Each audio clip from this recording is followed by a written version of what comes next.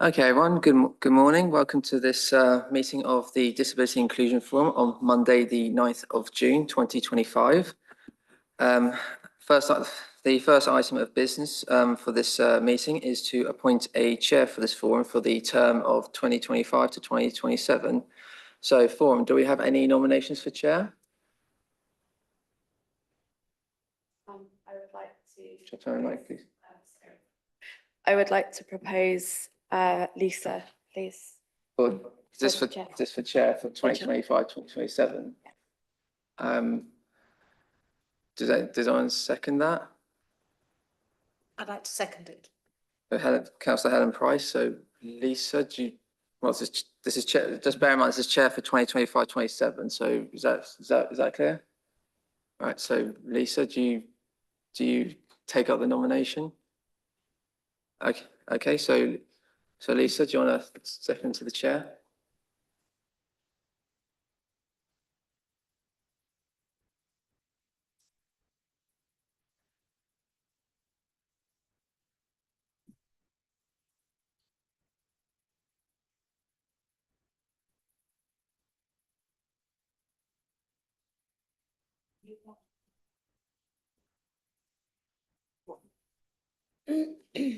Okay, so the second item of business is the election of vice chair for this forum. So, forum, do we have any nominations for vice chair for 2025 to 2027?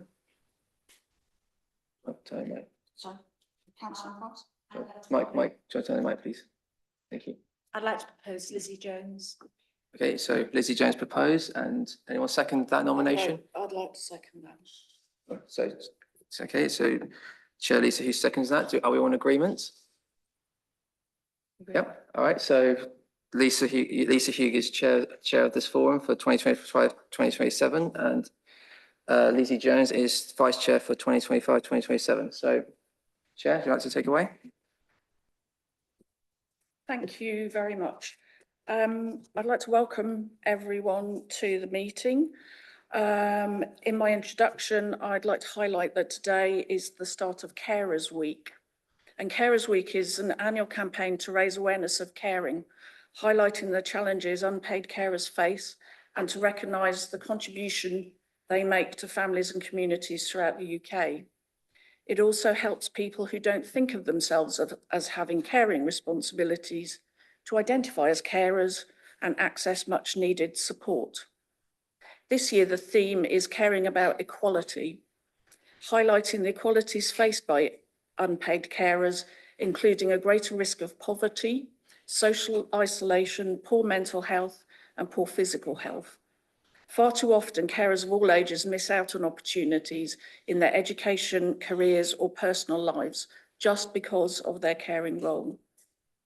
Thank you to all the carers across RBWM, and I would like to mention one in particular. Angela Clark has been a dedicated member of the forum and an excellent chair for many years. I learned a lot from Angela, more than she recognises, and I'm sincerely grateful for all her guidance and support. Also, in her role as a parent, I have better understood the challenges and stresses families face day after day in supporting and ensuring a loved one with disabilities has good quality care and can access the things most people take for granted, such as health services and employment. Angela, you are brilliant. Thank you.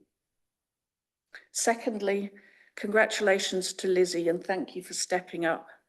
Lizzie has an astonishing wealth of experience and knowledge that will be of great benefit to the forum, and she's already been a help to me in preparing for this meeting. Thirdly, I'd like to welcome Dennis Jeffrey as a new forum member. Dennis has very strong links with Berkshire Vision as well as Maidenhead age-related macular degeneration group. Having someone who can articulate the challenges and needs of residents with visual impairments will strengthen the improvements in services, facilities, and the built environment that we seek. I'm pleased to say that an article in the residents' newsletter about the forum generated several expressions of interest, and we have some people observing today. Welcome. Liz and I intend to have a kind of an informal chat with each of you. Finally, some dates for your diaries and consultation deadlines. Parallel Windsor, a festival of inclusion, is in Windsor Great Park on Sunday, July the 6th. Tickets for the challenge events and for the festival only are on sale via their website. Also, the first Windsor and Eton Pride will be in Alexandra Gardens, Windsor, on Saturday, July the 26th. Accessibility for disabled people has been well considered by the organising team. There are accessible toilets, parking spaces, a BSL interpreter, complimentary ticket for assistant, quiet space, step-free access, wheelchair access, and there is a viewing platform right in front of the stage and next to Shopmobility. It's also free to attend, but tickets must be obtained beforehand via their website. And then on to some consultations and surveys. There is an assistive technology survey, which it looks like deadline is today, but actually they've extended the deadline for another week. And then on consultations, there's a licensing policy consultation deadline 17th of June. Hilltop First School SEN unit consultation, the deadline is this Friday, 13th of June. And then a pharmaceutical needs assessment, which has a deadline of the 27th of July. Peter, I saw you wave your hand. If I could just add with regard to Windsor Pride, on that day, they are looking to use our mobility scooters, our mobility equipment, and they've asked us to provide a shuttle service as well to help facilitate people moving around. So. Thank you. So I should read out the following statement. So welcome to this meeting of the Disability and Inclusion Forum on Monday, the 9th of June, 2025. My name is Lisa Hughes and I will be chairing this meeting. This meeting is being held in person via Zoom and streamed live to the public on YouTube. I remind all attendees that participation in the meeting indicates consent to the audio and visual video being streamed live, and acknowledgement that after the meeting it will continue to be available in the public domain. There are no fire drills scheduled for this morning, so if the fire alarm does sound, please leave via the nearest exit and make your way to the assembly point directly across the road by the fountain outside the library. Firstly, it would be useful if all forum members and officers could introduce themselves so that the public are aware of who is in this meeting and the role they're undertaking. So I will start. I'm Lisa Hughes. I am chairing this meeting. I am a Maidenhead resident with disabilities. We will go clockwise around the town, the people at the town hall, and then we'll move on to Zoom. So Lizzie. Just everyone remember to turn on your microphones when you're speaking. Thank you. I'm Lizzie Jones, now Vice Chairperson, thank you. And I am a disabled resident and carer in the borough. I'm Catherine Del Campo. I'm Cabinet Member for Adults, Health and Housing and a member of this forum. I'm Helen Price. I'm a councillor and a member of the forum. I'm Peter Haley. I'm the Chief Exec of People to Places. We're the access and mobility charity for the Royal Borough. Dominic Manley, Maidenhead resident, service user, disabled, and a wheelchair user, and I also volunteer with the local MS Society group. Good morning. I'm Tim Clare. I represent Windsor, disabled person. Been here a long time.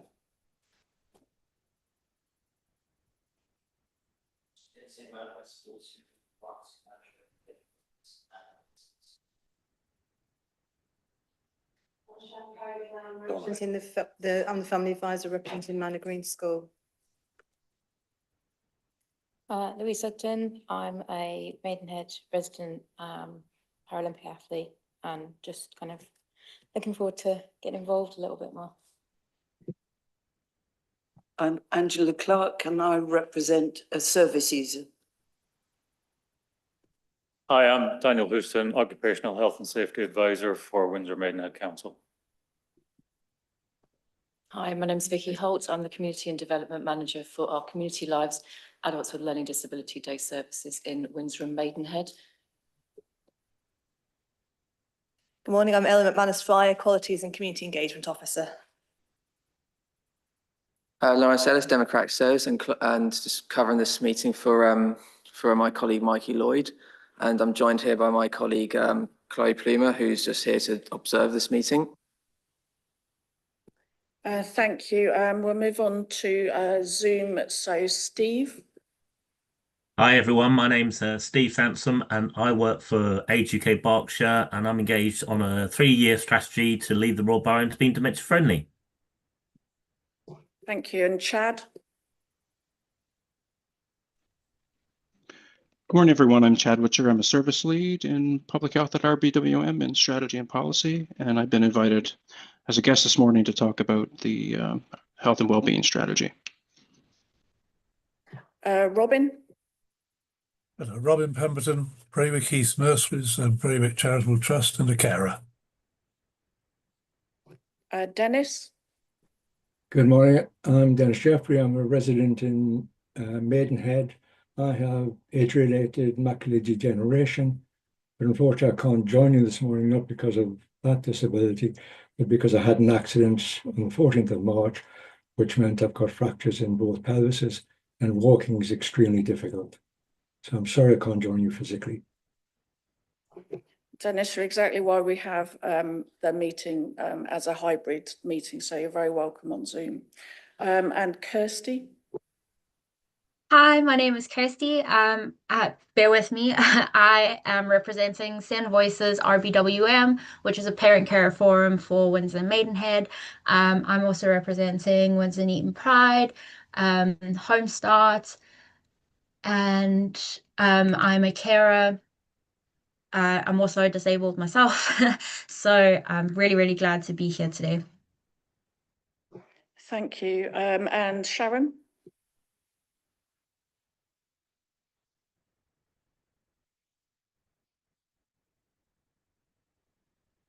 Sharon Bunce, are you there?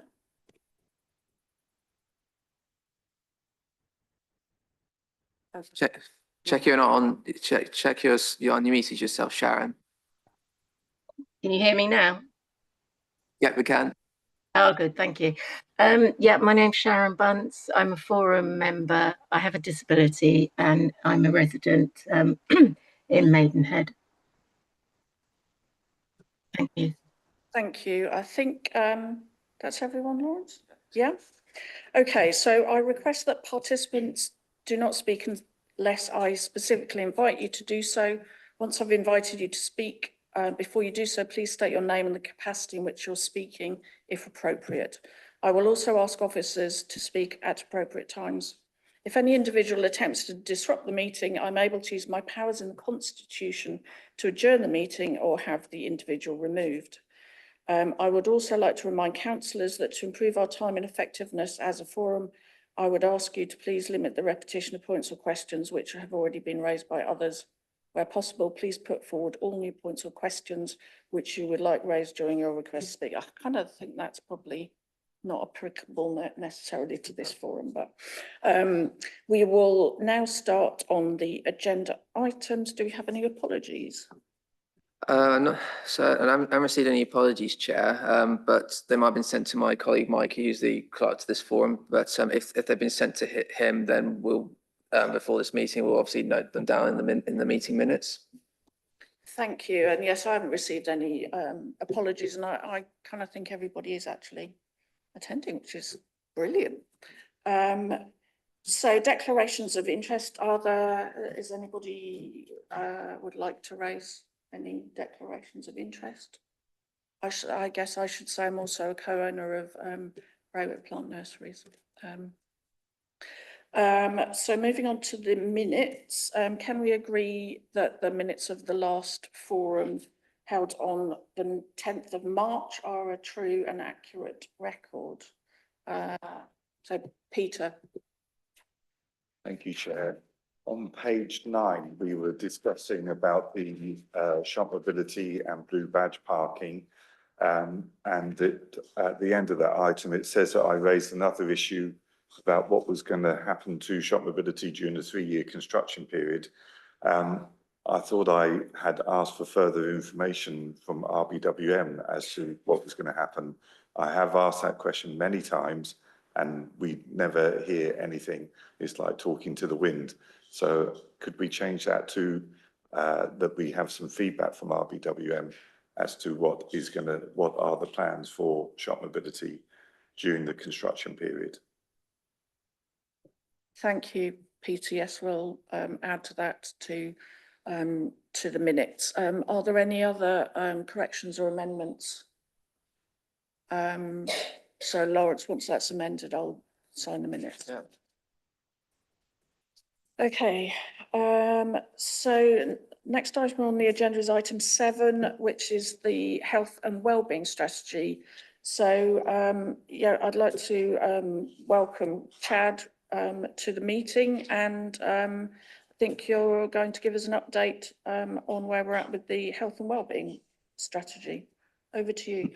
I am. Thank you, Chair, and good to be with you this morning. So as I mentioned, I'm Chad Witcher and I'm a service lead in public health strategy and policy, and just wanted to provide a brief update with respect to the joint health and wellbeing strategy and where we're at and where we're going. Happy to come back later to the committee as we move further along in the process, but for now, just giving you a quick sense of where we are and where we're going. So just as a quick reminder, if people aren't already aware, that we do have a health and wellbeing board in place at the borough, and that's chaired by Councillor Del Campo.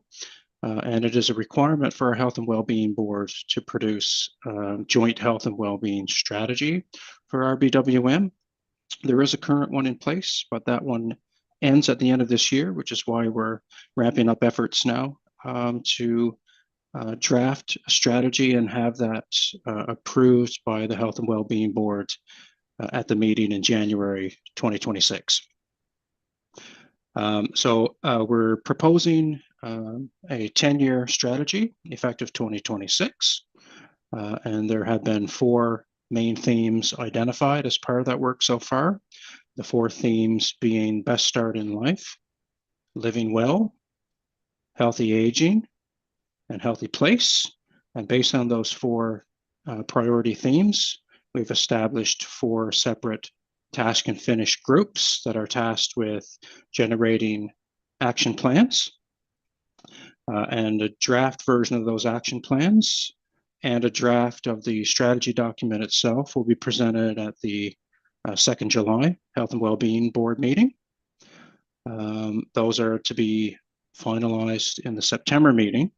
And right now, in tandem with respect to the action planning within the task and finish groups is what I guess I would call some early engagement activities.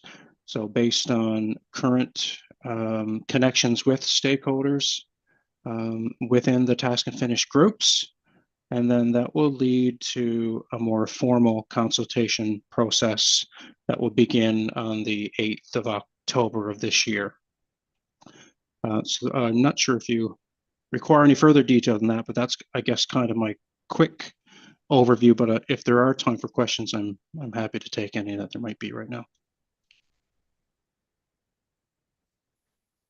Thanks very much. I guess the question from me is how can the Disability and Inclusion Forum get involved at an earlier stage than just kind of participating in the consultation phase? Yeah, I'm happy to provide context with respect to the 4 existing task and finish groups, for example. So that might be one way we can link people into those groups, assuming I'm not sure, maybe people already linked with those, but if not, certainly I can help you liaise with those groups. I should say also, I think we do have, our engagement plan between now and October is a little more preliminary than it will be over the course of the 10 years. So I guess we have more of a focused leading up to a couple of the health and well-being meetings that I identified. That's more preliminary. And then we do have longer term plans to really flesh out and make that participatory process, that enabling stakeholders to feed into our development across the 10 years in a more robust fashion. Hopefully that answers the question for now. Thank you. I guess just as a show of hands, would any of the current forum members be interested in participating, say, in any of the task and finish groups? So I'm seeing Peter Haley and Jatinder Akra, also Steve Sampson online. So we'll make a note of that. And yeah, Chad, if you're able to. Happy to do that. I was invited by Ellen, so I can liaise with her if that makes sense to make that happen. Yeah, I think that's a really good suggestion. Councillor Price? Could you just repeat, what are the 4 areas that are being studied? Yeah, sorry, I went through that fairly quickly. So best start in life is the first one. So roughly speaking, that would be defined by a population of age 0 to 19. And then we have our adult theme, which would be living well. Healthy aging would capture older adults. And then we have healthy place.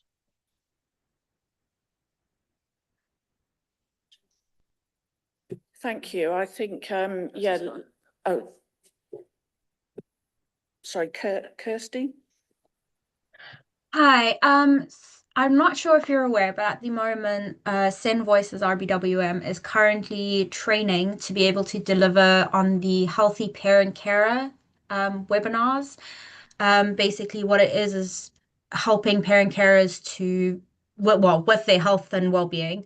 Is this something maybe we could work together on for not just our forum, but for the wider area of Windsor and Maidenhead?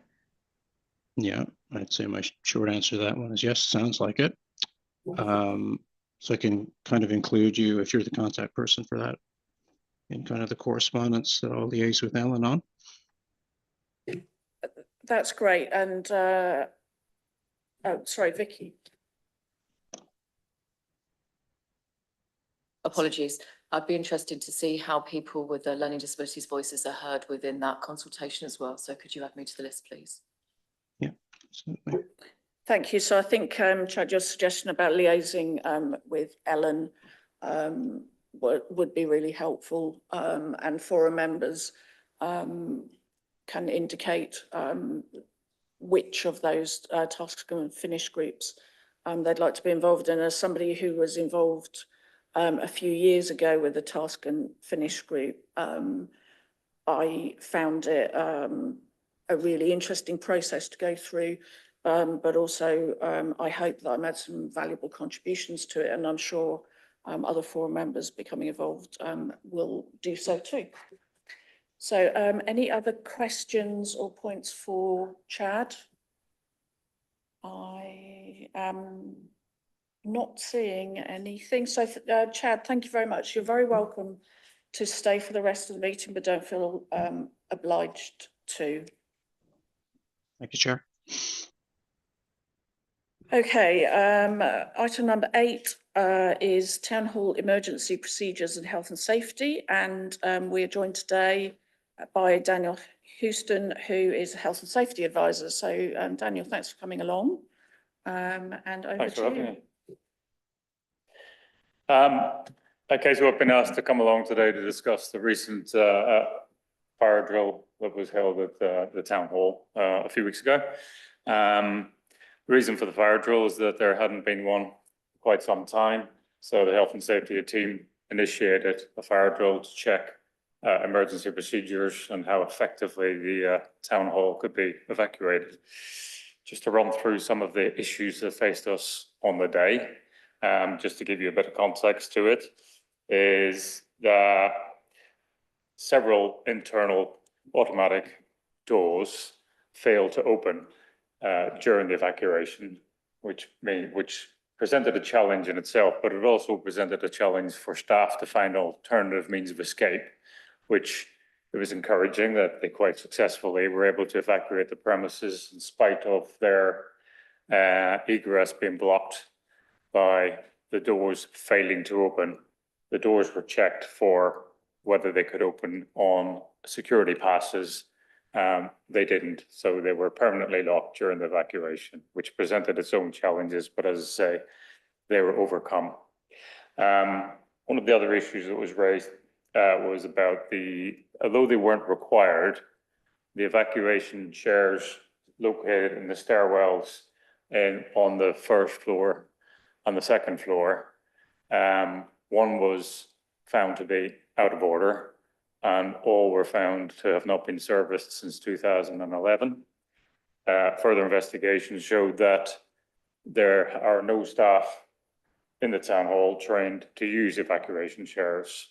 So the location of them is fairly pointless until we actually train staff how to use them and have them serviced in line with manufacturers' recommendations so that they are safe to use and can be used. The signing in of staff and visitors at town hall reception is an area that's currently under review.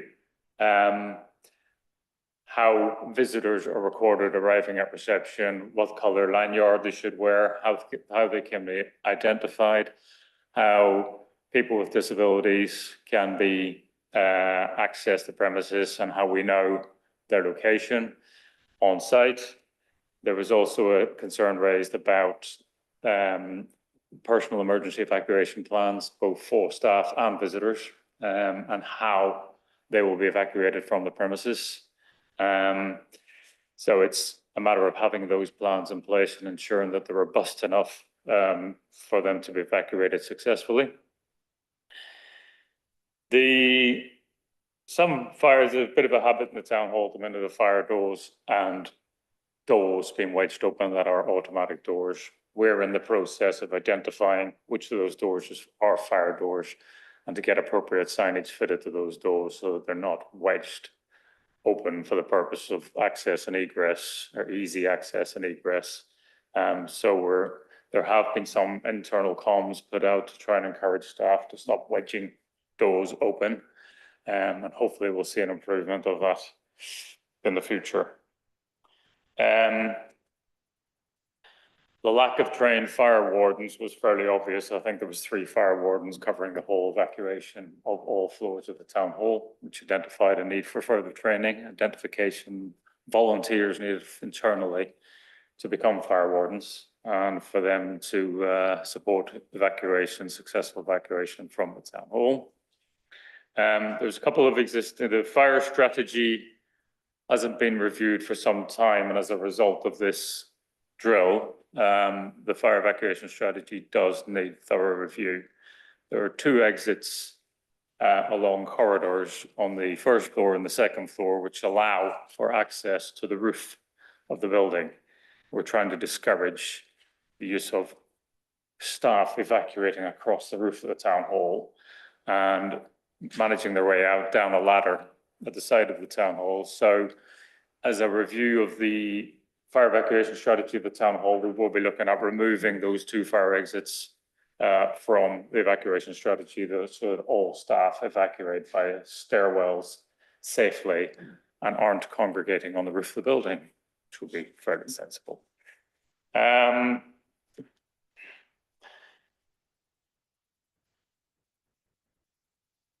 Just checking my list.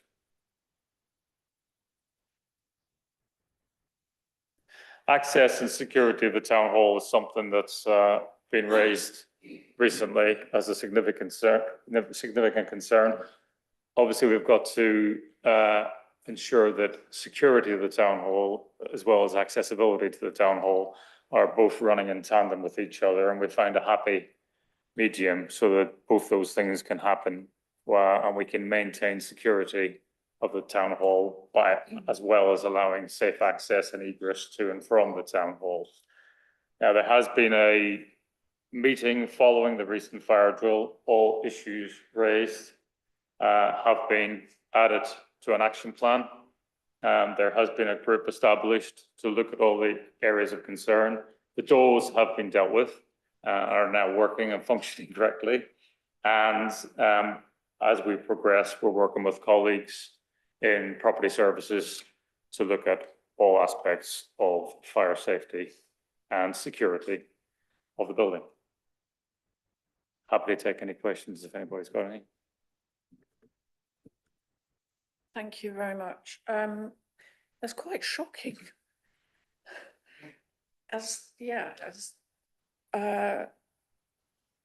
Who is ultimately responsible for health and safety within the council? I mean, I'm guessing ultimately it's Stephen Evans, but is it Executive Director of Place that would come under? Looking at RBWM colleagues, no?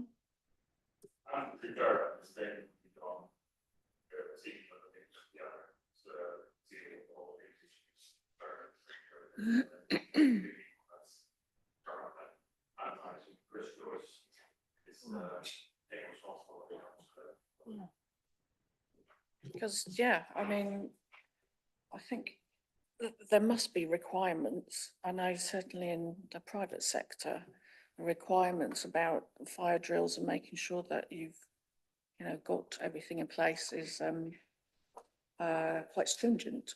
So I know Councillor Price.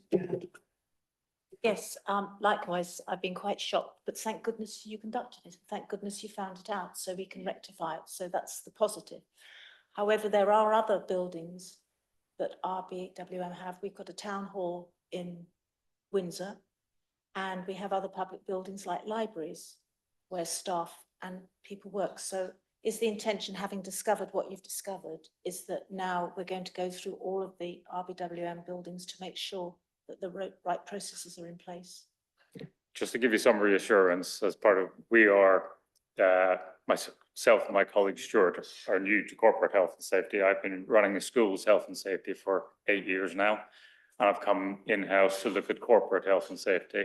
And libraries are the shining example of very good practice in all areas across the borough. And the Windsor Guildhall is a building that we're currently looking at. And we've got an action plan developed for Tinkers Lane Depot and all of the safety issues around operating an operational depot is also been looked at. So in Windsor, we use the town hall on Sheet Street for public meetings, so the public have access to that. So is that on the list as well? I'm not familiar with the York House, yeah. We visited York House 2 weeks ago to look at their safety procedures, and the management company that are responsible for running those premises have got everything in hand. Thank you. Councillor Del Campo. Thank you. Yeah, I'm obviously echo Councillor Price's thoughts. It is quite shocking, and it sounds like it was a very long overdue. So, thank you for doing it. It strikes me that, you've probably got a list of actions as long as your arm, and some of those will be like urgent, and others, might be in a would be nice list, or, so on. When could we expect the most urgent actions to be taken by? Some of the more serious items have been already addressed in relation to the doors that failed to open have now been repaired. The comm strategy that will be going out to improve security around the town hall has already started with the meeting. I think it was Kevin McDaniel raised it in his briefing of all staff last Thursday to try and reinforce the message that will continue through comms for the next couple of months. And we're meeting with colleagues from property services this week to look at other areas that need to be improved on. We're currently redrafting the evacuation strategy. The health and safety team are responsible for doing that, and that will be communicated to all staff once that's completed. Thank you. The Guildhall was mentioned. It doesn't have currently have great accessibility for, sorry, was that a slight understatement? Sorry, it has terrible accessibility. I mean, it has a very sort of ancient stair lift, which I can't imagine is, you know, really suitable. Otherwise, you know, somebody in a wheelchair, you know, wouldn't be able to get upstairs at all, never mind evacuate an emergency. So will you be looking at that and making recommendations to make the Guildhall more accessible and leavable, you know, in an emergency? Yes, we're happy to do that as part of the discussions. Once we've visited the Guildhall and looked at the arrangements over there, then we'll have those conversations. Okay, we've got Angela and then Dom. Yeah, I think we should all thank Dominic for raising this matter many, many months ago. And I know it's something that's always been on your mind. And it's long, long overdue. Thank you, Angela. And Dom? Yeah, thank you, Angela. Yes, it has been something that's concerned me for a long time because from my working life, I recall that all meetings which involve visitors to a site started with a safety moment where it was explained what would happen if there was to be an emergency. And it wasn't just we all leave via the stairs and gather outside. It involved a bit more detail. And I was quite worried to hear what you said about the evacuation chairs. So what do you think today, right now, if the alarm sounded? I mean, there's two of us using wheelchairs, and is there a refuge area, for instance? I don't think there's currently a dedicated refuge point with comms to reception. Something we need to look at as part of the evacuation strategy for the future. Could Tim and I get out today? Or will we have to wait for the fire service? The fire service strategy for evacuating premises is that they don't evacuate the premises under the regulatory reform order. It's a responsibility of the building's operator to evacuate people from the building prior to the arrival of the fire service. So the answer to your question is, could we get you out? Then we would get you out, but it wouldn't be a procedure that was planned in advance today. So yes, we do need to be looking at this. We do need to get the evac chairs and the issues with those addressed and have staff on site who are able to use them safely. Do we have somebody on site that can use an evacuation chair today? I don't think so. So as of today, it would be 4 burly blokes who would carry us down the stairs, something like that. Potentially. Were any arrangements made at reception on your way in as to how you would be evacuated in the event of an emergency? Well, I think I would say that in 3 months' time, this needs to be fixed. I think we'll put it as a priority to make sure that it does get fixed and that the arrangements for people signing in at reception and how the staff would evacuate them in the event of an emergency needs to be looked at urgently. Thank you.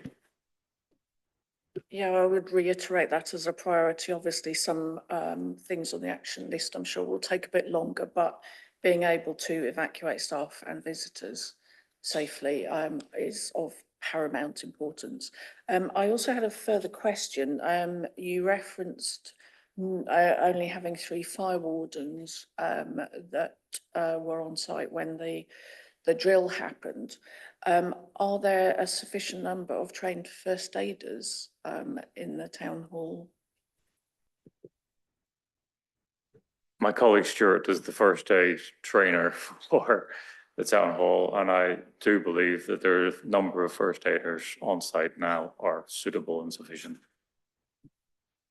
Okay, thank you. Kirsty. Hi, I just wanted to ask, obviously with what Dominic said is really, really important. So would that be rolled out then across all of the buildings, and not just the town hall itself? Yes, the priority was the town hall initially because there hadn't been a fire drill for some time, and we needed to look at the procedures to ensure that they were adequate. And Tinker's Lane has been tested recently. We're also looking at all council buildings, not just the town hall. That's great, thank you. Any other questions or points for Daniel? Lisa, Dennis, yes, sorry. basically, I was quite amazed at the presentation, but how do you cope with people with visual impairment who are staff or visitors? Is there a buddy system or? Thanks, Dennis. Yes, it's all part of having a personal emergency evacuation plan in place and understanding what the needs of the individual are and being able to meet those needs. Then putting permanent and temporary personal emergency evacuation plans in place for visitors is something we need to develop as part of the evacuation strategy. Okay, thank you. Thank you, Daniel. Thanks very much for everything you've done so far and coming along to the meeting this morning and talking us through it. Again, you're very welcome to stay for the rest of the meeting. You are equally welcome to leave, but thanks very much for coming along. Thank you. I really do have to go. Okay, so next item on the agenda is around town centre parking and accessibility. And there is a briefing note that Neil Walter sent out, which says, following discussions with the Disability and Inclusion Forum and councillors, the council has taken the decision to implement a maximum stay length of 3 hours on disabled parking bays in the town centre areas of Eton, Maidenhead and Windsor.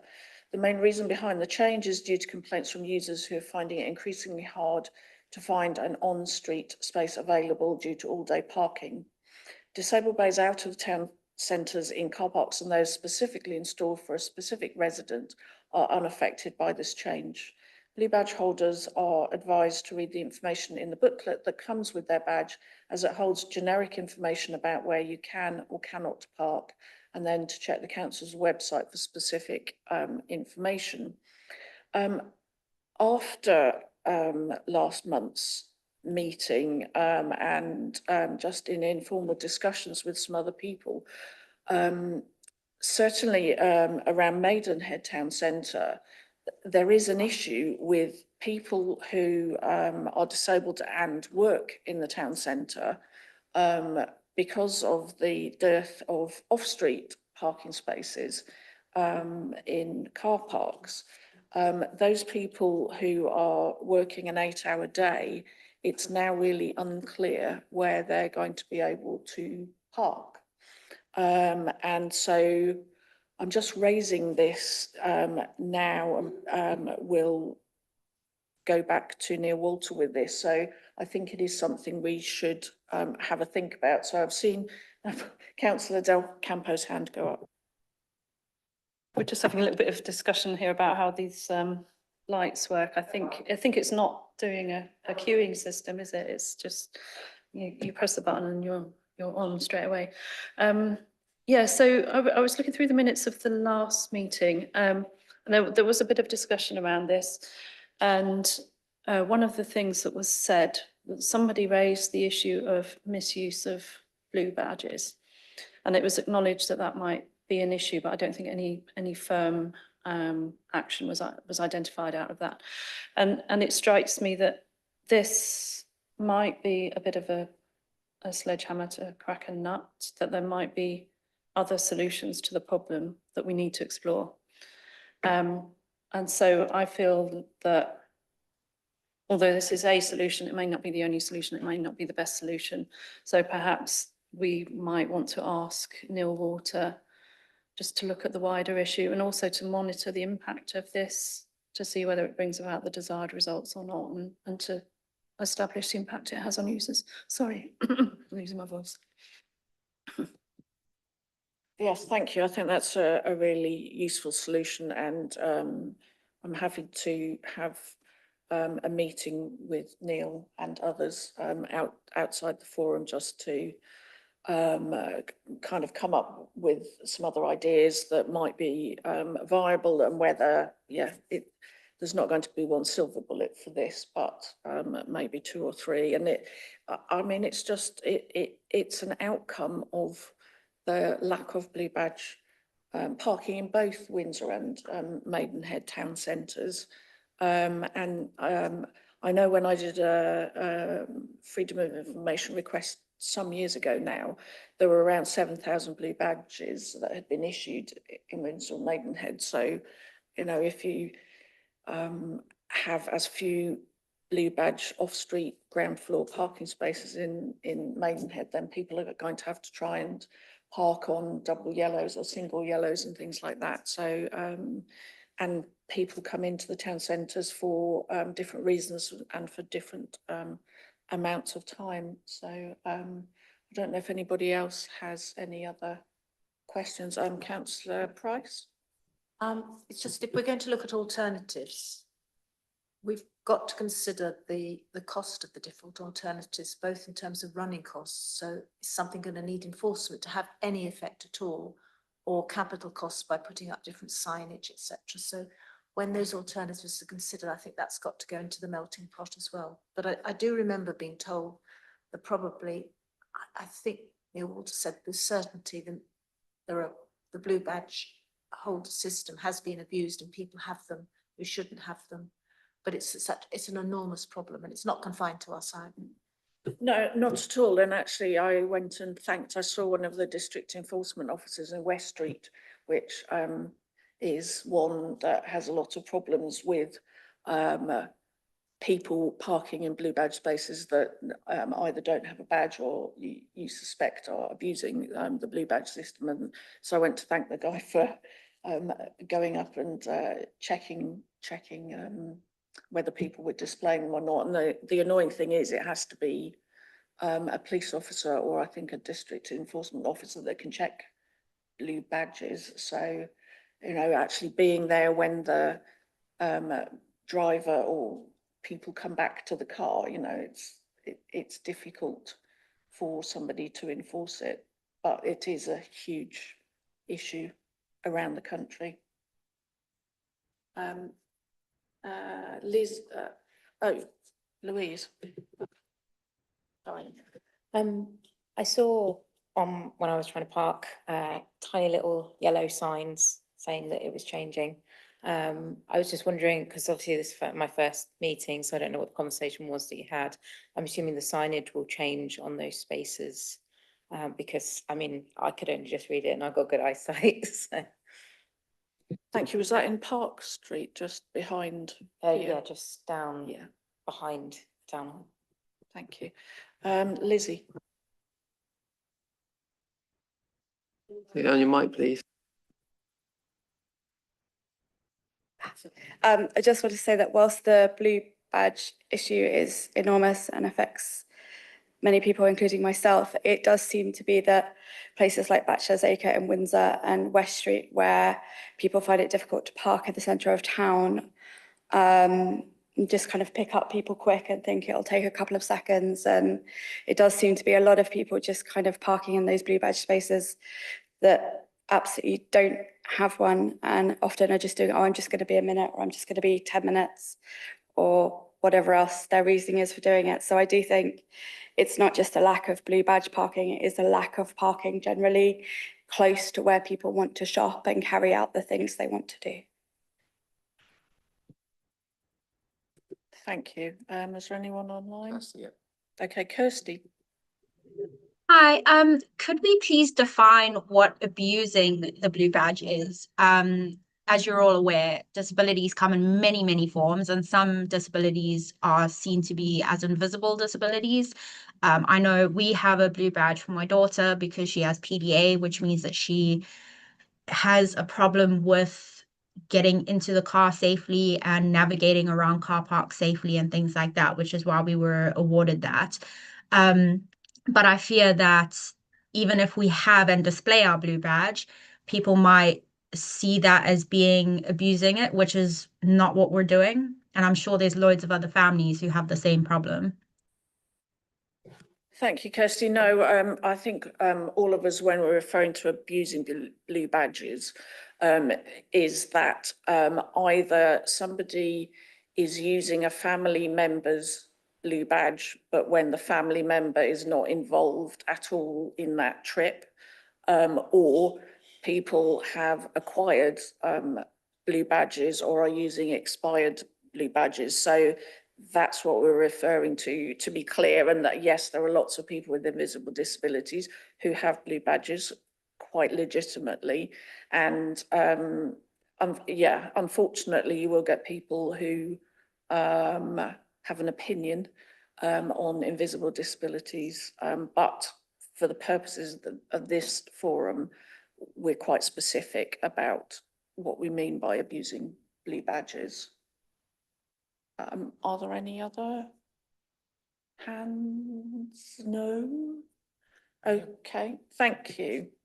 Which actually leads us on to, there's a couple of planning applications, and I'm sorry, I was going to write a briefing note and I just ran out of time. So for the purposes of this meeting, we're actually referring to, there was a planning application 24/01017, which was the construction of an office building sort of around Providence Place and sort of around the Sainsbury's sort of precinct area. And in that, they were proposing to remove 2 blue badge spaces in Providence Place. So we discussed that at the last forum meeting. I collected comments and I sent in an objection to the application, and Ellen kindly forwarded me, I think it was you, yeah, a response that the developer had submitted, but all it was doing was reiterating the points that it had made in the first meeting and saying the fact that there were spaces in Hines Meadow meant it was all fine. And I think the highways officer queried whether appropriate approval had been given to changing those blue badge spaces from loading bay into blue badge spaces a few years ago. So yeah, we're at a stage where the developer hasn't proposed changing anything whatsoever in that application. And I would like to point out that the only people to be affected by that application are disabled people, are blue badge holders, and they are completely discounting the number of people who were dropped off, picked up, as well as parked in those spaces compared to the 11 vehicles that they expect to use the loading bays on a daily basis. So I will be trying to find out when the application will be heard and go along to that meeting and make representation. Councillor Price. Is that application going to be heard at a panel? I believe so. Right. They've gone past that. I can't remember all of the stages, but it's gone past some deadline, but it hasn't gone to a meeting yet, and I'm not sure. I don't know if we could find out if it's due to go to a panel meeting.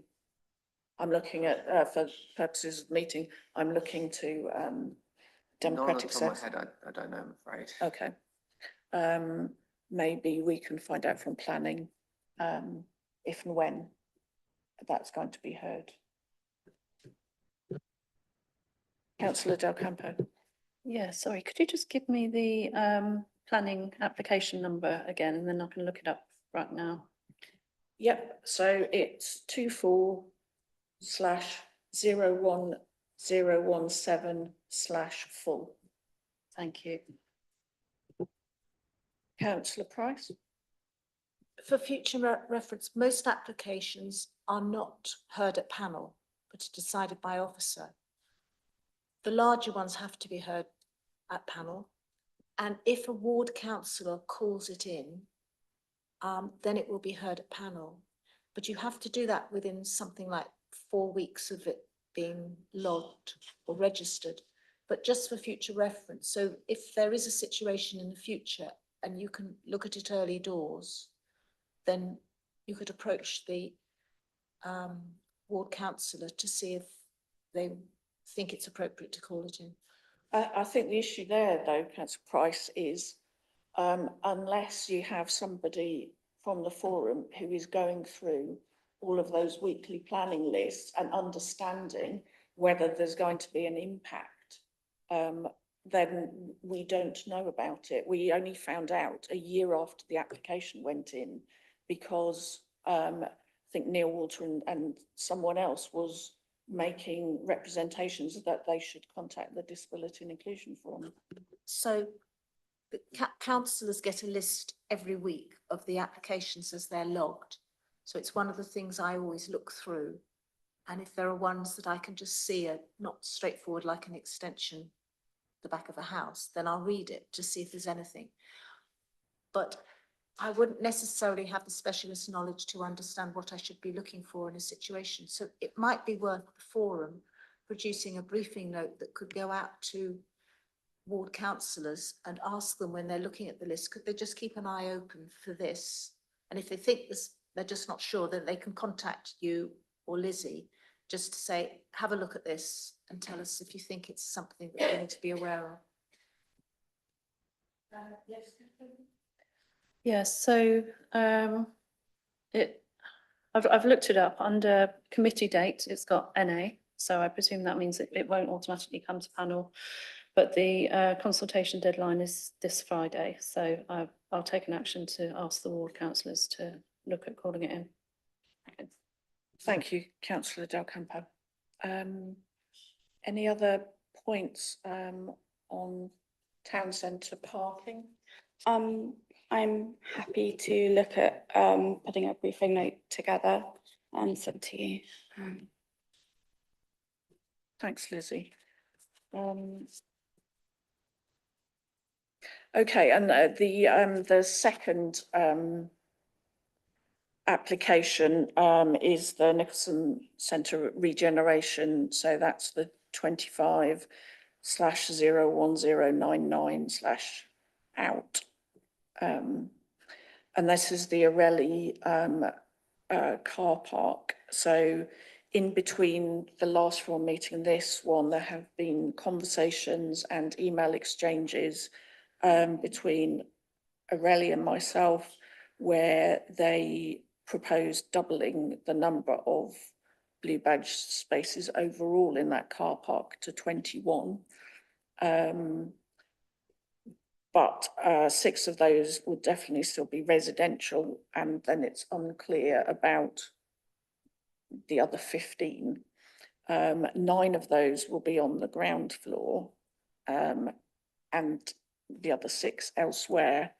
And I know I'm going to hand over to Peter Haley to talk about Shopmobility within that, but I would say that again, what's highlighted here is the lack of ground floor off-street blue badge parking spaces in the town centre, because Orelli again made the point that the other developer, whose name escapes me, made about Hines Meadow having sufficient unused capacity generally as a town centre car park. But I made the point very strongly, I hope, to them that the parking in Hines Meadow is on the 3rd and 4th floors of a building where I was there at the weekend and one of the lifts was out of order again. I've been in the situation personally where I've gone down in one of the lifts with the other one being broken, done my shopping and got back, and the other lift has also been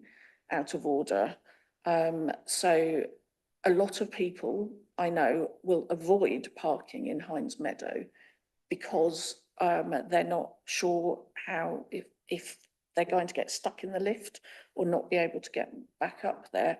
So again, I think we'd like to ask the council to look again at whether there can be changes to licensing of ground floor spaces in Hines Meadow, and move those licenses to somewhere else in Hines Meadow that would free up some space for blue badge parking, which would be kind of close to the Waterside Quarter, at sort of that end of the high street, but still allow people, I think, good access to the high street. So, you know, we'd be really interested in trying to have a conversation about that. Aurelia expressed an interest in kind of contributing to that. So that's where we're at the moment. Peter, please. Just to add to that, in the planning application, that it does show that there are 9 mobility spaces on the ground floor, plus a further 6 that are for residents. But those 9, it is also very clear that they are for Shopmobility and blue badge holders to share. Now, as Lisa has said, there are thousands more blue badge holders than there are Shopmobility members. So we absolutely would be swamped out. There's no way that would work. And having had the experience up until December last year of not having access to a car park adjacent to our office where the service was withering on the vine, we can't go back to that situation again. So in fact, People to Places have submitted a comment to the planning authorities objecting to the application as it stands at the moment. But we are very keen to talk about it further. But as it stands right at the moment, 9 bays isn't really enough. Sharing definitely isn't the way forwards. We need our spaces, and blue badge holders need their spaces as well. So, you know, we're not saying it's us, not them. You know, we all need to have a better allocation of parking spaces for sure. Yeah, what's not clear, Peter, as well is, you know, I have a written communication from them where they talk about 21 blue badge spaces in total in that car park. So there's 100 spaces in that car park, and they're proposing 21. My understanding was 6 of those are residential, so that leaves 15. So there's 9 on the ground floor, but there are 2 lots of 6s that I think are it's unclear. So I'd like to try and have another conversation with Aurelia directly, and maybe you and Lizzie as well can join. Very happy to do that. Yes. We're not trying to be antagonistic, but the fundamental point is, as it stands at the moment, it's not going to, certainly not going to work for us, and I don't think it's going to work for blue badge holders. There's got to be another way found, which we can only do by talking to each other. So, absolutely. Thank you. Were there any other hands or questions? No one online, no. Okay, thank you for that.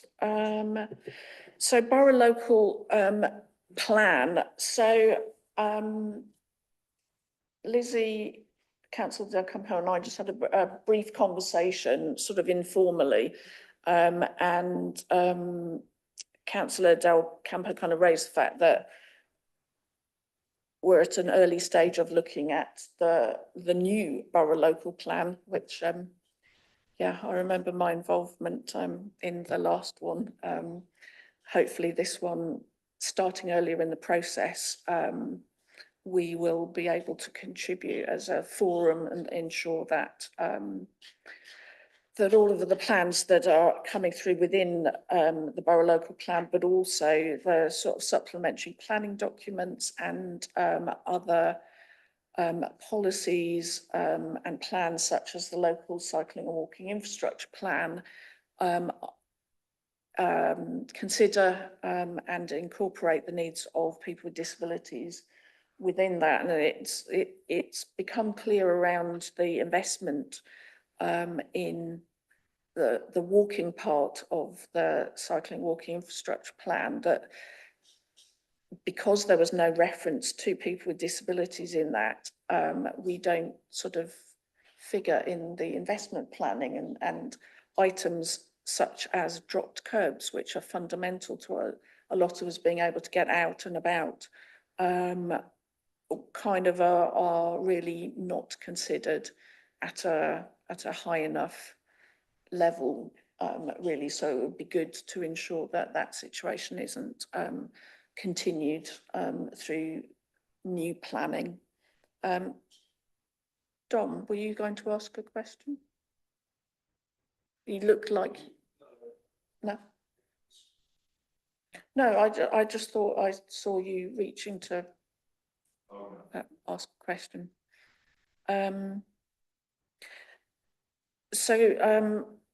Councillor Del Campo, do you know kind of how the forum could start to think about the borough local plan and contribute to its development? So yeah, I will largely take that question away and come back to you and let you know and see if we can involve you in a formal way. In terms of what to start thinking about now, I think, you know, from my discussions with house builders, you know, they will say things like, oh, you know, we can put wider doors in if you want, or we can do this if you want. And I'd really like to have a list of, you know, what are the default things that we could put in any home to make it more accessible? Because even if the person living there doesn't have any disabilities, they might have visitors, or when they come to sell the house on, you don't want to have massive retrofitting costs. It would make sense if there was a basic standard for new housing that, you know, that we could all agree to.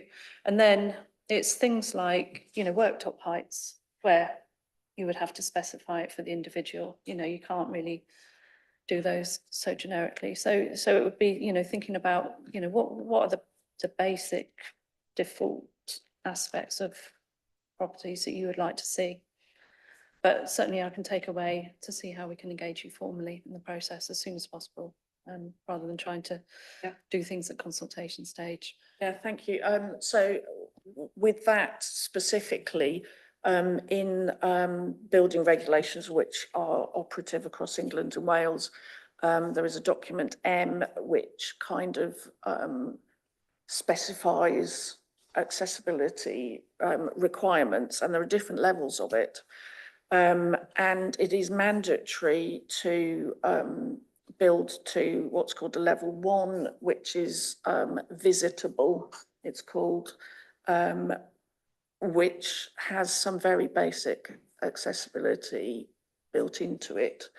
And the last government actually carried out consultation around increasing the mandatory level from level 1 to level 2, which is called accessible and adaptable. And that, again, the outcome of that consultation was, yes, we should have that as the minimum standard, but they didn't enact it. And so when the new government came in, one of the first things I did was to write to the Deputy Prime Minister to say, before you start building all these 1.5 million new homes, could you enact this change in mandatory accessibility requirements from level 1 to level 2? And I had a very nice letter saying, thanks very much for sending this in. Yes, we'll look at it, but obviously nothing still has happened. It doesn't stop house builders and others from applying those standards, because they are standards that are out there. So in understanding what's in that standard, it's quite detailed, and there are quite obvious things about, yeah, widths of doorways and widths of staircases and things like that. As you go further up, there is a wheelchair adaptable and a wheelchair accessible standard, and they will have things like strengthened ceilings and things like that in there, so that, you know, if you want to put hoists in and stuff. So document M is the building regulation to look at. If anybody, you might have some people mention lifetime homes, which was something which was never a regulation, but actually most of that was lifted and is what this level 2 accessibility is all about. So I dedicated quite a lot of my life with the last Borough local plan in understanding national policy framework guidelines, but also this kind of what's actually out there. So it would be great if all knew. Well, actually, we do have it in the Borough local plan that they're built to accessible and adaptable standards. So yeah, we will continue to lobby on that, but it's also looking at the other parts of it around employment and transport and things like that. So were there any other points or questions on our local plan? No. Is there any timetable yet, or is it too early for that? I think there is a preliminary timetable, but off the top of my head, I can't recall it. I apologise. I'll drop you a line. Thank you. Okay, item 12, which was looking at the terms of reference of the Disability and Inclusion Forum. Ellen, I think, well, no, I sent something in quite late that Lizzie and I had worked on. And I think, Dom, you had submitted a comment on that. I did submit a comment. Could you possibly remind me what it was? Because I was looking for the email the other day, I couldn't find it. It was about the 2-year appointments for chair and vice chair. Thank you. I don't know if we want to put up the document that that I sent to you, if we're able to do that. Yeah, I can put it up. Yeah. So that Andrew also sent a series of comments as well. Sorry? Andrew also sent some comments as well. Oh, sorry. Angela, you had some comments.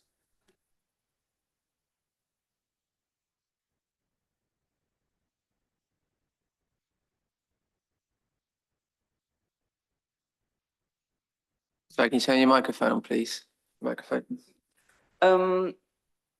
Number 3 bullet point, to encourage the development of an environment which is independently accessible to disabled people. I would like after independently or with assistance, because it's not just people who can access these areas on their own, it's people who can do it with the help of others. And on bullet point 1, 2, 3, 4, 5, 6, 7, it's just the wording in the middle. Such services may be improved to the benefit of persons with disability. I mean, could we change that to those with disabilities? And then bullet point 8, take the whole sentence out and replace with to promote environmental and social awareness. And bullet point 9, somewhere in that sentence, I would have liked to have added blue badge parking somewhere. And then bullet point 10, take out subject to powers of exclusion to suppress and take out or other misbehaviour, and just leave it as prevent disorderly conduct. And finally, take out the last bullet point completely. And those are my thoughts. So the document on the screen is the version that sorry, yeah. Angela, could you switch your mic off? yes, there's one other further point, that to mention that the forum meetings are both in person in the council chamber and online, and that the meetings are also broadcast on YouTube. I feel that should be in the terms of reference. Thank you. Lawrence, are you able to scroll back up to the top, please? So this version is a draft which we can send out after the meeting to all forum members. So this was a draft that Lizzie and I worked on. And so part of it is a rewrite, not just adjusting some of the bullet points. So Angela, it'd be interesting if you read through this proposal to see if that meets the needs that you raised. So the way that we have structured this draft is to look at the purpose of it, and actually to talk about the fact that the Disability and Inclusion Forum's purpose is to promote and advocate for the development of services, facilities, and a built environment in the Royal Borough of Windsor and Maidenhead, which are independently accessible to disabled people. So it's not just about the built environment, but it's about services and facilities which are accessible to disabled people. We also state it also advises and supports RBWM, the council, in delivering its equality objectives and council plans as they relate to local people with disabilities. We then talk about the various functions of the forum around equality and diversity policy, working in partnerships with other groups, agencies and access forums, discussing and liaising with groups and individuals in the borough on access and disability issues, to consider matters affecting disabled people in the borough and make recommendations to cabinet or panels as necessary, to consider the impact of local or national consultations affecting disabled people in the borough, to respond where appropriate and make recommendations to stakeholders as necessary, to examine the services provided by the council and consider ways in which the quality and efficiency of such services may be improved to the benefit of people with disabilities in the borough and make recommendations to cabinet or appropriate panels, to consider council policies which affect disabled people in the borough and make recommendations to improvement to the council, to the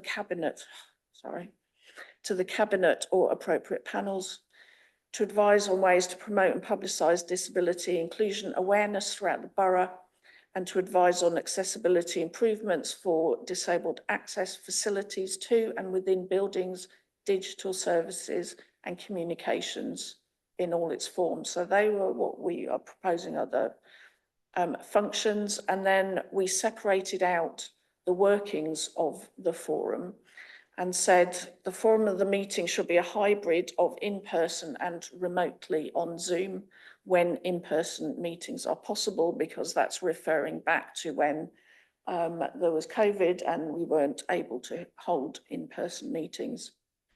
The meetings will be open to the public, subject to power exclusion to suppress or prevent disorderly conduct or other misbehaviour, which I think, Angela, was one of the points you made. Members of the public may speak at the meeting at the discretion of the chair. Copies of agenda and reports for the meeting should be open to inspection at least 5 working days before the meeting. Items of business may be submitted to the chair for consideration at least 1 month before each meeting. Talks about the council reimbursing members of the forum. We've also included the council shall provide a clerk to the meeting.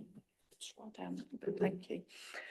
Relevant council officers, developers, project managers and others will be invited to attend forum meetings to advise and provide updates on major development projects and initiatives within the borough.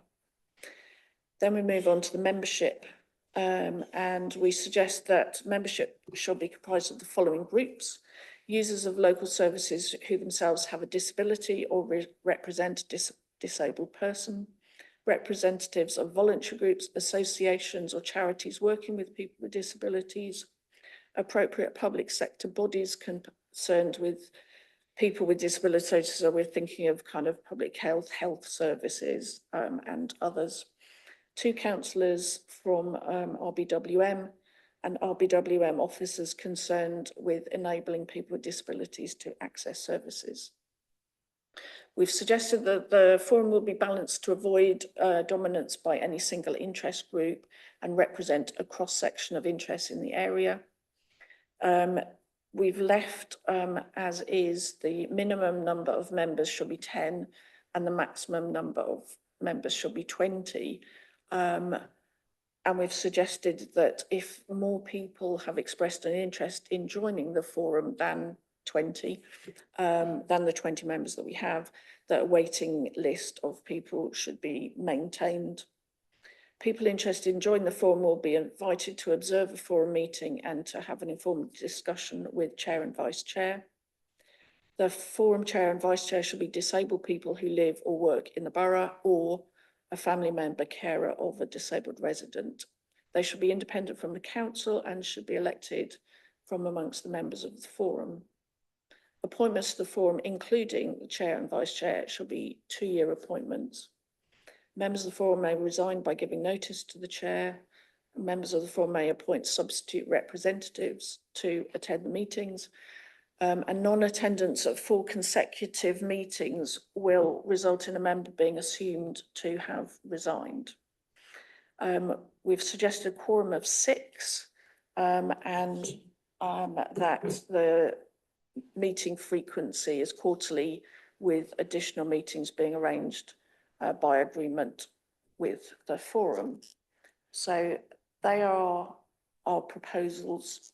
Currently, I appreciate that all of the forum members seeing this, well, apart from Lizzie and Ellen, are seeing this for the first time. So we will send this round and welcome comments. Yes, Angela. Just a question to the whole forum. Has anyone been reimbursed for attending the forum at all? Not to my knowledge, in 12 years. Has anyone Has been anybody reimbursed? asked the council to be reimbursed? Sorry? Has anybody asked the council if they could be reimbursed? Having been a long-term member of this, my memory was that it was always the case people could ask. That's not new, I don't think. That's always been reimbursed. That's my understanding.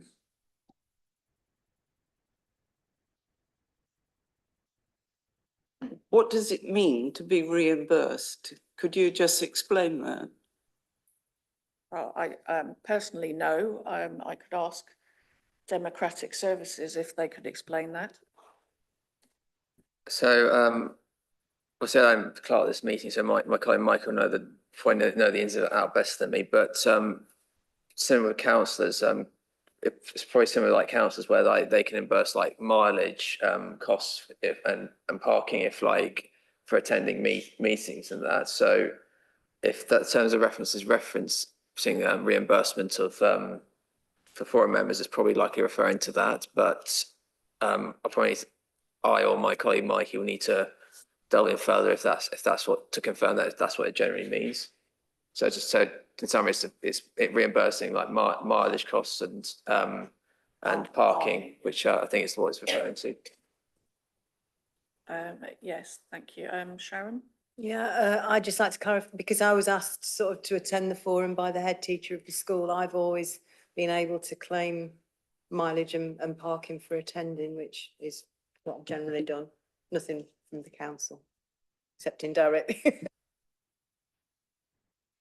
Okay, are there any questions from anyone online? No? Oh, sorry, Councillor Price. I'm not sure if it would go in terms of reference, but if I'm taking in new information, I'm a visual person. I take it in visually. And so if there aren't bullet points up or a paper in advance, I find it more difficult to take in and be able to come up with questions. I also find the acoustics here very difficult, and I don't think I have a hearing problem, but I find it difficult. So is there anything here, because this is disability and inclusion, of saying that if there are items on the agenda, it's the standard expectation is that there will be something, even if someone's giving a presentation, there'll be some bullet points of what they said. I would personally find it really helpful. Thank you. That's a really helpful suggestion. And yes, we can certainly include that. And, you know, for this, I hold my hands up that I only finished this over the weekend. So, and the same with, with the yes, Tenson's parking, but. Yeah, but you put it up there so I can read it. So that's fine. I can and take it in. But there are other occasions where it's just listening, and that's the difficult. Yes, I personally found the public health, that was quite difficult to take in all of the information. And so the feedback to Chad would be to provide, at least some headings of that, because like we said, there were those 4 task and finish groups that actually just being able to see that. I know Liz has been writing reams down, so but I think you would have probably struggled to capture everything that Chad was saying. Okay, Angela. That's a very valid point, Councillor Price. I'm very, very hard of hearing, and I have missed probably 50% of this meeting today. It's very, very difficult to hear, even with enhanced hearing aids, which I have. I find it very, very difficult. Lizzie.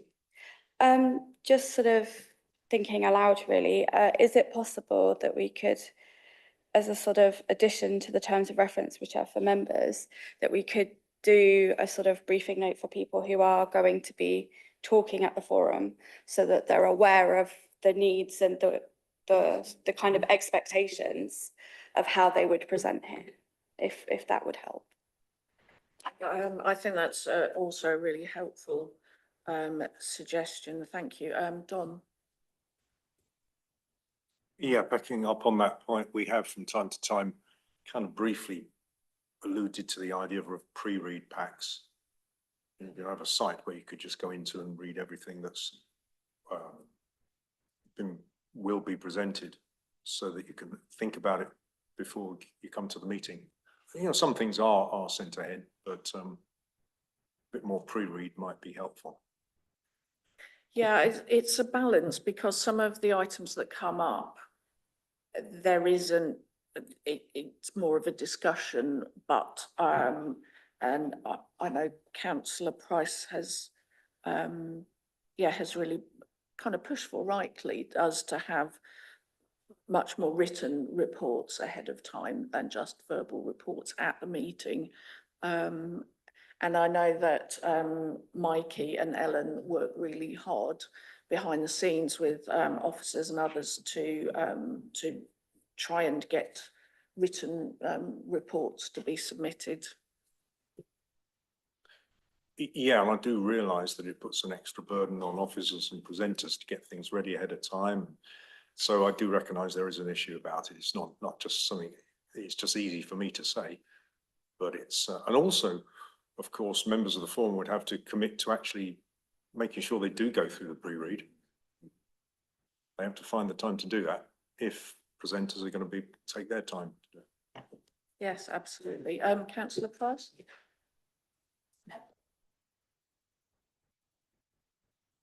Kirsty.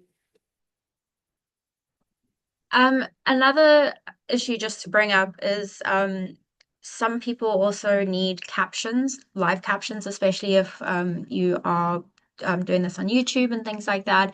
Is that something that could also be added to be more inclusive?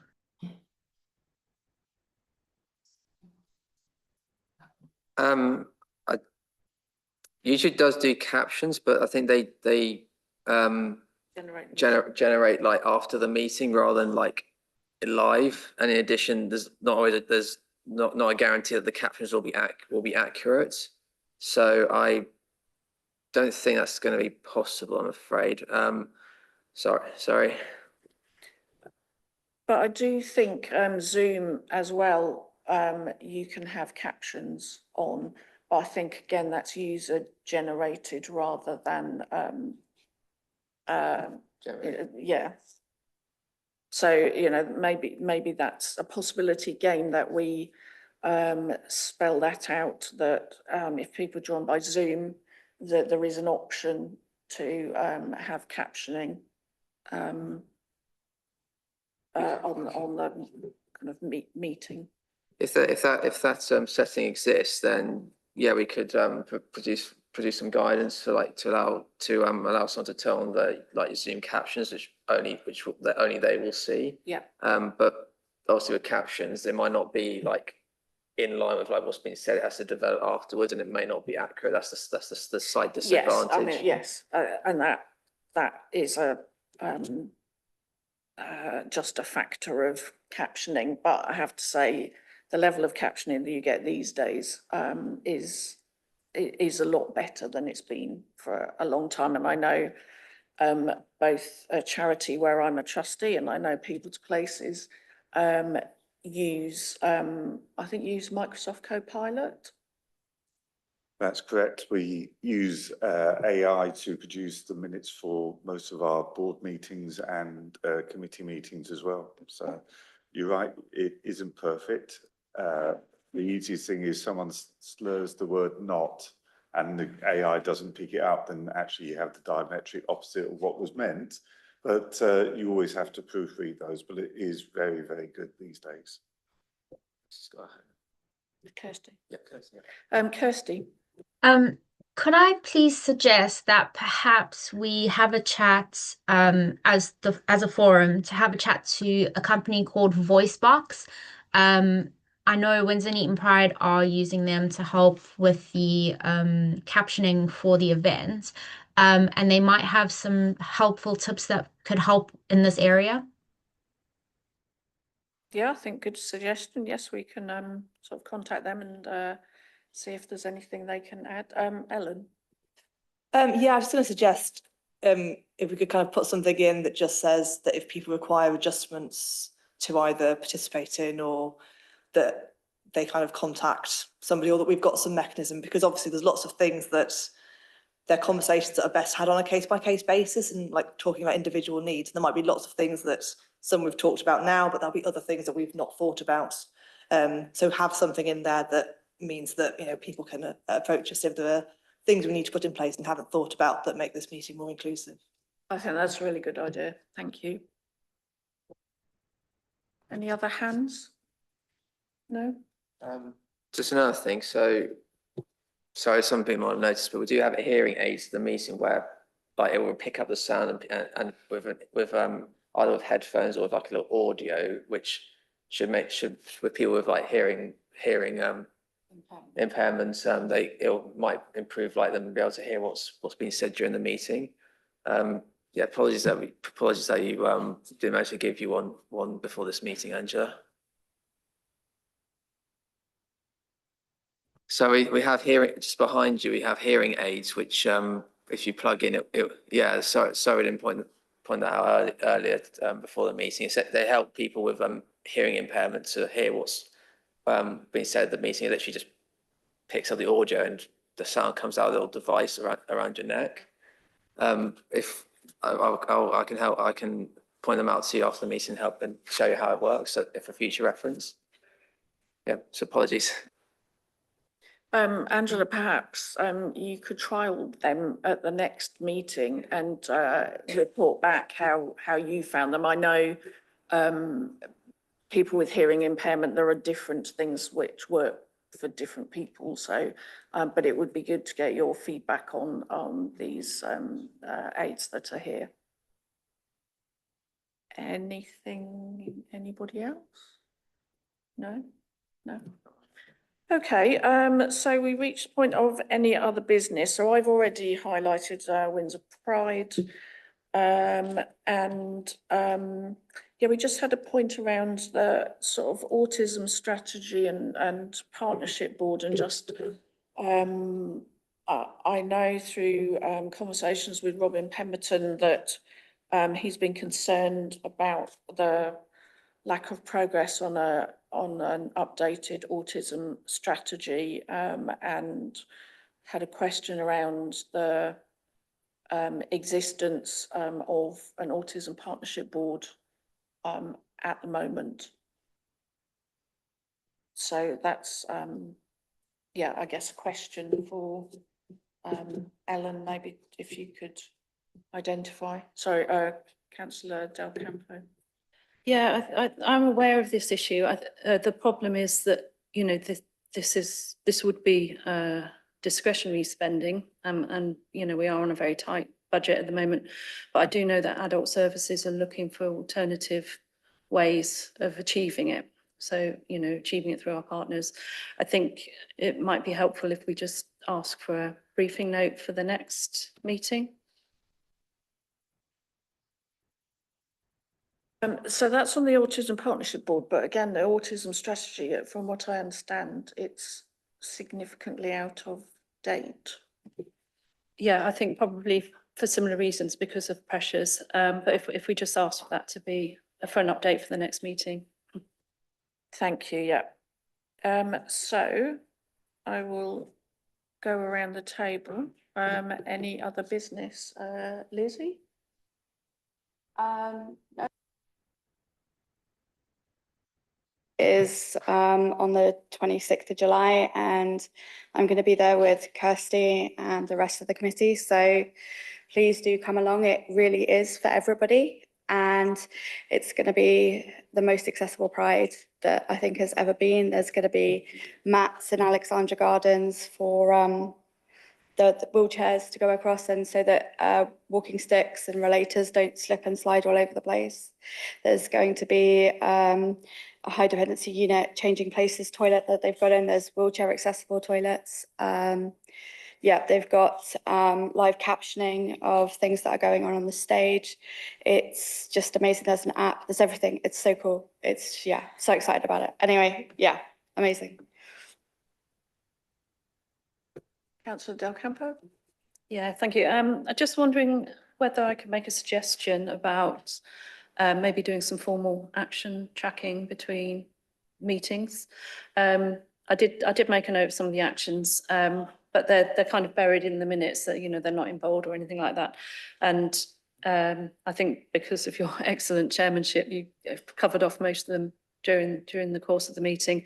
But there were a couple that we haven't had an update on. One was that Neil Water was going to raise accessibility concerns at the Broadway car park with colleagues. He was also going to do some wider engagement on the blue badge on street parking. I don't know whether that's happened or not, because, you know, the notes come to this meeting saying that it's going to happen. So I think if we could, maybe at the beginning of the meeting, just go through the actions in turn and have an update, that would be really helpful. Thank you. Thanks. And I actually did have it in my introduction that although primary and secondary care and I'm trying to think what the other item was. My intro.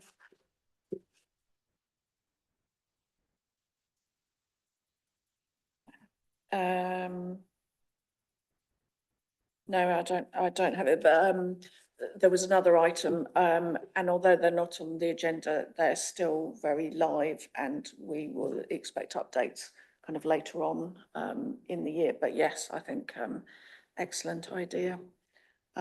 Nothing from Councillor Price. Peter? I could just let everybody know that Shopmobility Maidenhead is benefiting from the car park that was opened, or the parking bays that were made available to us back in December. So we have turned a corner, things are getting better.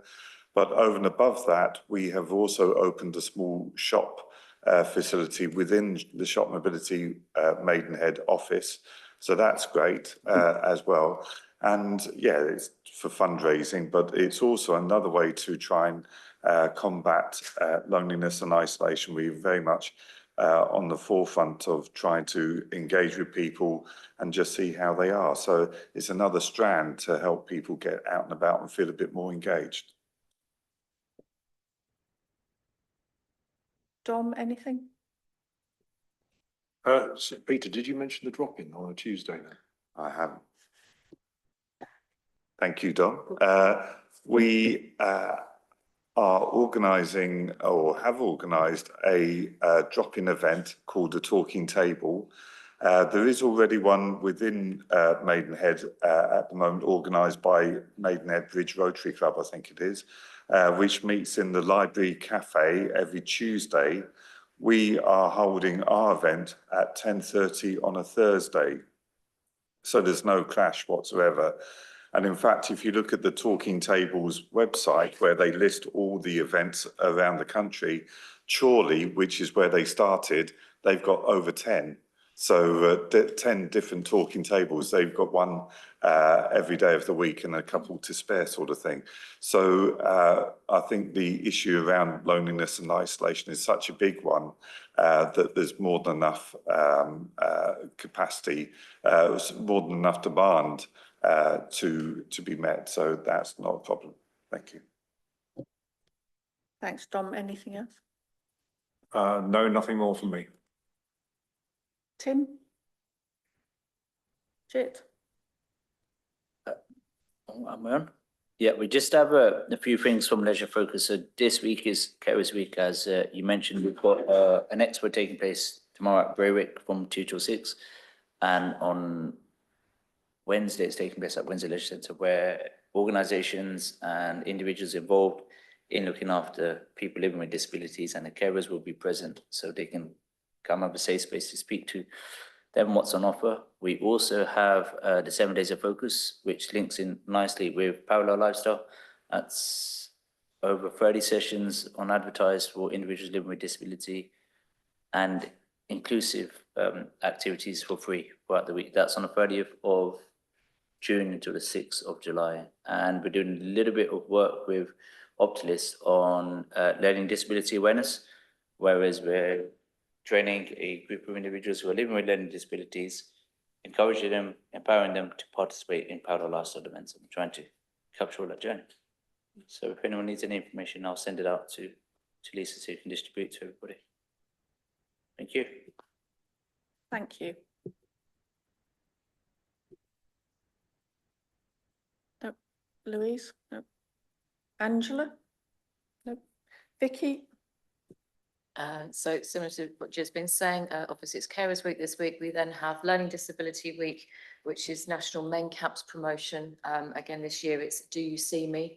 So promoting the skills and talents of people with learning disabilities. That's the 16th to 22nd of June, which then rolls into the 7 Days of Focus to Parallel. So as Jill said, we've got a small team of people who are in training at the moment with the Leisure Focus trainers that we access Windsor and Maidenhead each week, and we've got a group that's going to be Team Optilis for Parallel. So thank you for that. That's excellent. I should also kind of make sure to put you in touch with Talkback, because Talkback do a lot of sports and tend to hold a sports day as well for people with autism and learning disabilities. And I think it would be really good to have, teams competing against each other, and it's only, just up the road. So they have a sports day at the Wickham Leisure Centre, as well as further into Buckinghamshire. Ellen, any other points? No. Lawrence? No. So on Zoom, Kirsty, any other points? Yes, thank you so much. So as Send Voices RBWM, we are the official parent care forum for Windsor and Maidenhead. What I feel though is that there is a lack of communication between RBWM and our parent care forum.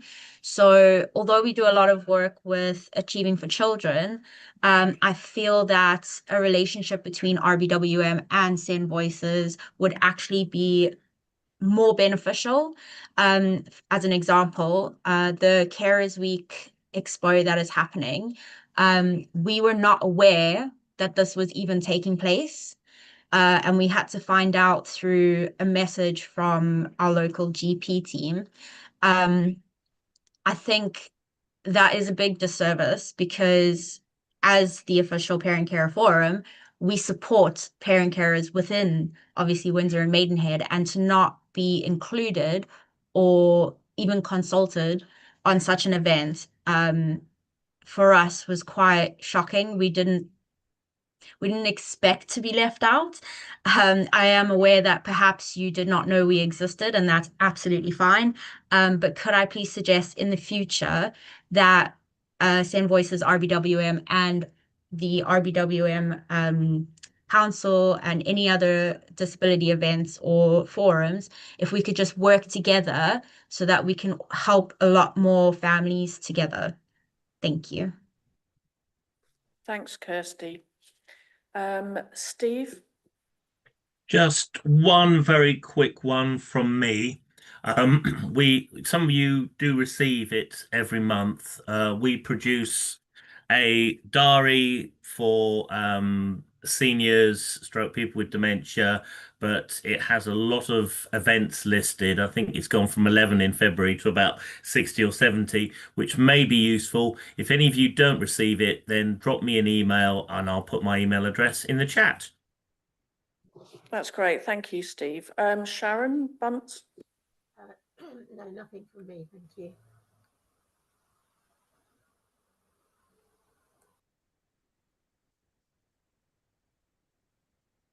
Sorry, Sharon, we can't hear you. It looks like... Sharon, you're on mute. Sorry, nothing from me. Thank you. Can you hear me? Very well, you're quite silent. Sorry, there's nothing from me. Thank you. Okay, thanks. Robin?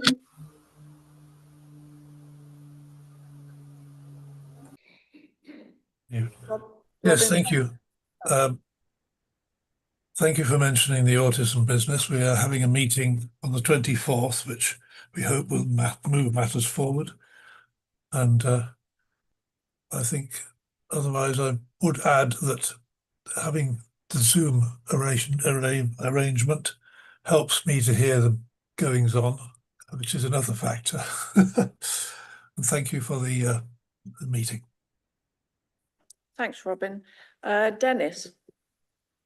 The only question that's come up to me from our groups recently, and literally this week, is the impact of the changeover on telecommunications, digital voice, on people with disabilities, particularly those using, like I am at the moment, various alarm systems. I'm not sure whether, I couldn't see anything in the previous minutes of the forum. And I'm not sure whether the RBW has produced any guidance. Thanks, Dennis. Yeah, I think, I picked up due to something I saw yesterday. I think it was an advert on the television, actually, that they are now promoting that people contact their landline provider because there's going to be this switchover of sort of landline services from analog to digital, and it might affect people who use telecare services. So I wonder if actually in the residents' newsletter this could be highlighted, because I do think it could well affect a lot of people within RBWM. So thanks for raising that, Dennis. Don? Just on that point, I received a letter only the other day from my landline service provider saying, this is coming, don't worry, don't have to do anything right now, but we'll look after you when it happens. So they were proactive.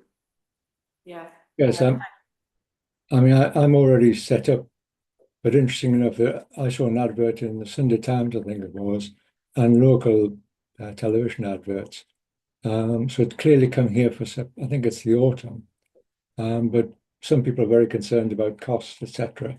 If they're forced to change from analog to digital, and don't seem to be aware that the providers seem to have committed to actually provide assistance to people who are vulnerable, who have actually made that vulnerability known to the provider.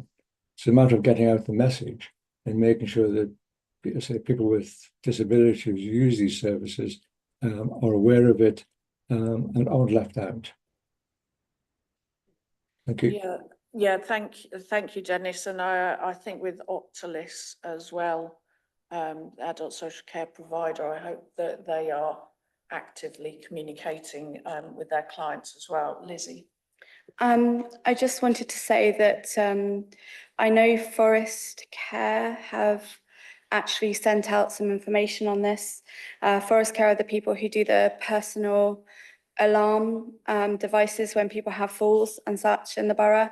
My grandma is the recipient of such services, and she had a letter through explaining what she needed to do if they were changing over her, or when they change over her landline, and how to get the engineer to make sure that everything is working as it should be. So I do think if that kind of advice could be looked at, to go into like a link to it maybe in the residents' newsletter, because it was really helpful. That there's also a lot that has come out from BT in the last couple of weeks about it that have really good steps on that kind of thing. Thank you. Last call for any other business. Otherwise, I will declare the meeting closed at 12:50. Oh, sorry, Kirsty. Sorry, I just wanted to add, I'm not sure if you are aware of Greenskills Library in Maidenhead. They offer really, really good like arts and craft sessions for people with disabilities, and they are specifically looking to reach out to schools in the area where they can do different arts and craft sessions for the children in those schools. Thank you. Thanks, Kirsty. Right, at 12:52, I declare the meeting closed.